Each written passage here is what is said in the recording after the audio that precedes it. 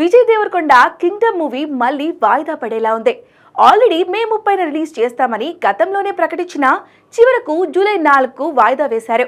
ఇప్పుడు మళ్ళీ వాయిదా వేస్తారని తెలుస్తుంది. కింగ్డమ్ కంటే ముందే నితిన్ నటించిన తమ్ముడు మూవీ జూన్ 4న రిలీజ్ డేట్ ప్రకటించింది. అయినా కూడా రిలీజ్ కు రెడీ అయ్యారు. కానీ ఇప్పుడు వెనకడుగు వేస్తున్నట్లు తెలుస్తోంది. పవన్ కళ్యాణ్ నటించిన హరిహర వీరమల్లు జూన్ 12 నుంచి తప్పుకున్న సంగతి తెలిసిందే. ఇప్పుడు ఈ సినిమాను జూలై మొదటి వారంలోనే రిలీజ్ కు రెడీ చేస్తున్నట్లు సమాచారం.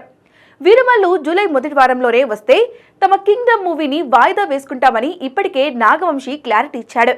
లేటెస్ట్ గా అమెజాన్ తో ముంబైలో వీరమల్లు టీమ్ చర్చలు జరిపింది.